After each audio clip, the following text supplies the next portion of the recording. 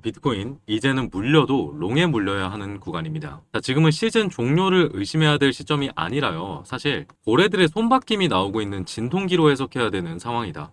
저는 이렇게 말씀드리고 싶어요. 자, 비트코인의 단기 차트상 이런 무빙들이 계속 관측되고 있는 모습을 체크할 수 있습니다. 물량을 던지고 바닥에서 받아주는 이런 패턴들을 확인할 수가 있었죠. 자, 여기서 물량을 던진 주체는 비트코인을 운영하고 있는 기관들일 것이다 라는 것을 비트코인 스팟 ETF 유출세를 보고 확인할 수 있습니다. 특히나 여기서 최대 자산 운용사 블랙록의 대형 매도세였다라는 것 또한 확인이 가능하고 9일 연속으로 현재 유출세가 이어지고 있습니다. 자, 그럼에도 가격을 어느 정도까진 방어해주고 있는 건 코인베이스의 보라색 고래들이 가격이 빠질 때마다 현물로서 물량을 채워 넣으면서 이렇게 받아주는 형태의 차트가 형성이 되고 있는 것이죠. 자, 현물로서 물량 매집 구간을 가져가고 있는데 이런 경우에 매집이 끝나면 당연히 펌핑으로 이어질 수 있는 사실을 우린 알아야 됩니다. 자, 그래서 새로운 고래들이 들어오고 있는 상태고, 그러면 얘네는 언제쯤 들어올 수 있을까? 얘네가 계속 죽어라 팔기만 하면 평생 못 가는 거 아닌가요? 이런 부분들이 궁금해 하실 텐데, 사실 6월은 전통적으로 기관들이 ETF를 던지는 날입니다. 자, 왜냐? 분기 마감이자 반기 마감이 겹쳐있는 달이기 때문에 포트폴리오 자체를 줄이는 달이라는 걸 우리가 반드시 감안해야 된다는 거죠. 그렇기 때문에 7월에는 다시 이 유입이 들어올 수 있을 것이다. 기대를 해볼 수가 있는 거고, 그에 따라서 새로운 고래들과 기관들이 전부 현물을 담아서 올리는 이런 큰 상승세가 만들어질 수 있다라고 저는 판단을 내리고 있어요. 그래서 7월이 정말 중요하다라고 보고 있고, 그에 따른 앞으로 나올 수 있는 시나리오, 가능성 높은 자리들에 대해서 전부 준비해 왔으니까요. 좋아요 한 번씩만 부탁드리고 영상 시청 부탁드릴게요.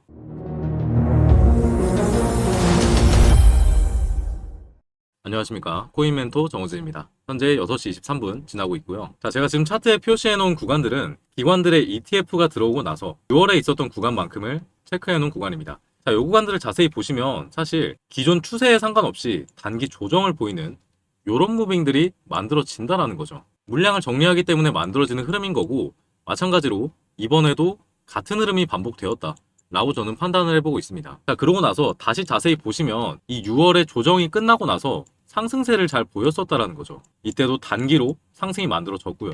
그렇기 때문에 지금 물량을 걷어내고 포트폴리오를 줄이는 구간만큼의 진통기지, 여기서 시즌 종료를 의심해야 될 부분은 아니다. 오히려 7월에는 이런 식의 반등을 보일 가능성이 높다 라는 걸 저는 전 차트를 통해서 말씀을 드리는 겁니다. 자, 그리고 재밌는 게요, 이런 시기를 거치고 나서 차트의 저점은 내리지만 RSI의 저점은 올리는 형태, 상승 다이버전스가 만들어지고 나서 이런 식의 급등세를 가지고 갈 수 있다는 겁니다. 자, 현재도 마찬가지로 가격의 저점은 내리고 RSI의 저점은 올리는 형태가 만들어졌고, 이런 경우에 7월 다시 유입이 들어오게 되면 여기를 딛고 올릴 수 있는 구간이 만들어질 수 있다는 거죠. 자, 그리고 이런 밑각을 하나 그어볼 수 있습니다. 계속 넘어주지 못했었던 고점의 저항 라인, 이 구간을 한번 돌파해주게 되고, 이 구간은 아직까지도 뚫린 적이 없는, 오히려 딛고 상승장의 출발로 이어졌었던 그 고점의 빗각이라는 거죠.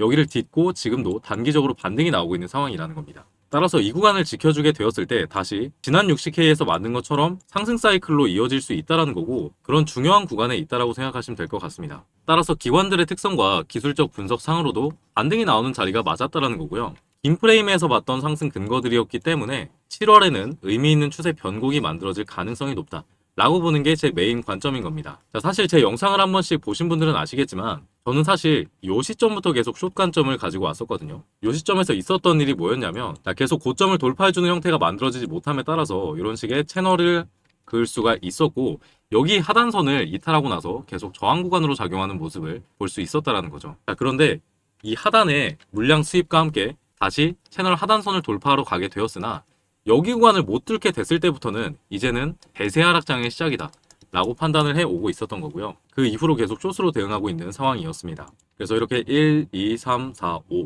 5파 형태로 하락이 만들어지는 모습을 볼 수가 있었기 때문에 이 4파의 고점들, 그리고 이 5파 하락분의 세부 타점들을 활용해서 오름숏 전략을 봤었고요. 어제 마지막으로 이 추세선의 빗각 저항을 활용해서 오름숏 타점에 진입했던 물량을 오늘로써 전부 정리하고 롱으로 스위칭했다라는 겁니다. 자, 여기서 진입했던 물량은 난 저점 반등이 나올 수 있는 58K 부근 1차 익절했고, 2차는 이 빗각의 지지라인, 여기서 롱으로 스위칭했습니다. 타점이랑 대응 방법들 전부 업로드 해드렸습니다. 같이 매매하신 분들 전부 수고 많으셨고요. 계속 숏으로 수익률을 발생시키고 있었는데 더 이상은 이제 숏으로만 볼 수는 없는 시장이라고 판단하고 있어서 이번에는 롱 스위칭 전략으로 가져가 보겠습니다. 자, 물론 이 상황에서 하방 리스크가 아예 없다라는 건 아니에요. 이 세부 카운팅의 5파 하락이 아직 정석적으로 나온 형태는 아니거든요. 그러니까 이 3파 저점과 4파 저점을 이어봤을 때 0.618 구간까지는 찍어줘야 이 5파 하락을 전부 소화했다.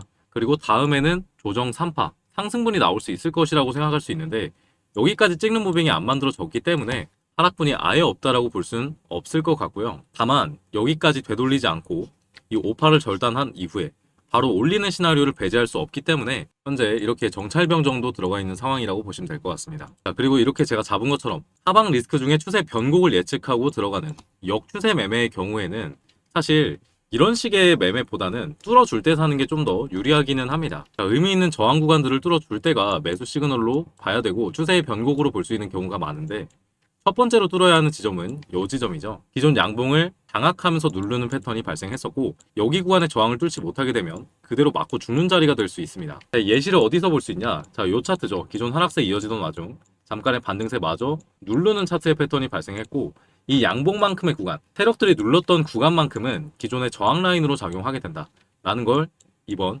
67K 고점 부근에서 알 수가 있었습니다. 그렇기 때문에 여기 돌파가 가장 핵심적으로 보고 있고 그리고 기존에 1시간 봉상 만들어졌던 이 빗각의 저항 라인 여기도 마찬가지로 맞고 죽는 자리가 됐었죠. 그래서 여기 구간으로 수익을 냈던 자리였기 때문에 여기 돌파와 함께 이 저항선까지 같이 올려주는 이런 무빙이 실시간으로 체크가 되면 추가 매수를 해볼 수가 있다라는 거죠. 자, 그래서 아직 포지션 진입 못 하시는 분들 너무 걱정하실 부분은 아닌 것 같고 여기에서 못 잡았다라고 해도 더 빠질 가능성 또한 남아 있고 그리고 오히려 뚫어줄 때 사는 게 더 안전하게 진입할 수 있습니다. 타점 발생한 즉시 실시간으로 업로드 해드릴 예정이고 이렇게 가능성 높은 구간들을 미리 체크해 놓고요. 차트 구조와 온체인 데이터를 확인하고 진입해야 되기 때문에 이런 식으로 스터디룸에서 업로드 해드리는 점 양해 부탁드립니다. 자, 여기 방 입장은 구독자분이라면 누구나 가능하신데요. 영상 하단에 고정 댓글 링크 눌러서 입장해 주시면 됩니다.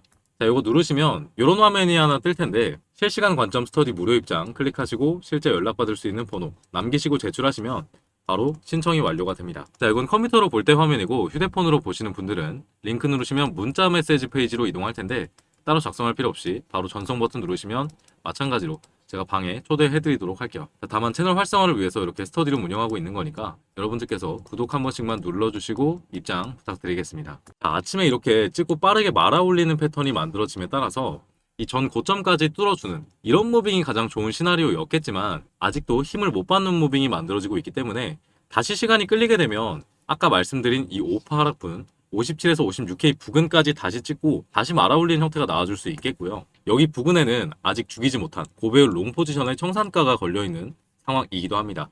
시간이 끌리게 되면 다시 찍고 갈 가능성 있다라는 거예요. 그래서 오히려 저점을 어디서 잡아야 될까 전전긍긍하기보다는 확실한 구간을 뚫어줄 때 롱을 봐야 된다 라고 말씀드리는 거죠. 자, 마지막으로 정리 한번 해보도록 하겠습니다. 자, 6월 하락의 원인으로 딱 하나 꼽을 수 있는 거 기관들의 현물 ETF 매도세가 있었다. 그런데 이 6월이라는 특성상 포트폴리오 전체를 죽이는 시기라는 걸 감안하면 어쩔 수 없는 하락세라고 볼 수 있었고 그리고 7월에는 전통적으로 달랐다 라는 걸 체크하면 우리가 지금 시장 이탈을 고민할 부분은 저는 아니라고 생각을 합니다. 자, 그에 따른 기술적 분석상으로도 현재 급등 직전의 시그널이었던 이런 상승 다이버전스까지 컨펌이 된 상황이고 그렇기 때문에 더 이상은 숏만 가지고 수익률을 낼 수는 없는 시장이다라고 봅니다. 자, 그에 따라서 롱 포지션 아직 없으신 분들을 위해서 매수 조건들을 알려드렸습니다. 자, 첫 번째로는 이 60K 부근의 저항 블록 돌파 여부랑 그리고 기존에 맞고 죽는 자리였던 빗가격의 저항선을 돌파해주느냐를 보고 롱 포지션에 들어가야 된다라고 말씀드렸죠. 7월은 6월에 패닉셀을 끝내고 새로운 상승 사이클을 시작할 수 있는 그런 중요한 구간이 될 수 있습니다. 그렇기 때문에 우리가 시장에 계속 면밀히 관찰을 해야 되고 다만 오늘 이렇게 빠르게 말아올리는 형태가 아쉽게 못 나오게 됐으니 지금 부분보다 오히려 뚫어줄 때 매수하자라는 게 영상의 최종적인 결론입니다. 자, 그래서 오늘 분석 영상은 여기까지고요. 오늘 분석이 여러분들 계좌를 지키는데 도움이 되셨다면 댓글로 화이팅 한 글자씩만 남겨주시면 정말 감사드리겠습니다. 여러분들의 투자 멘토 정우진이었습니다.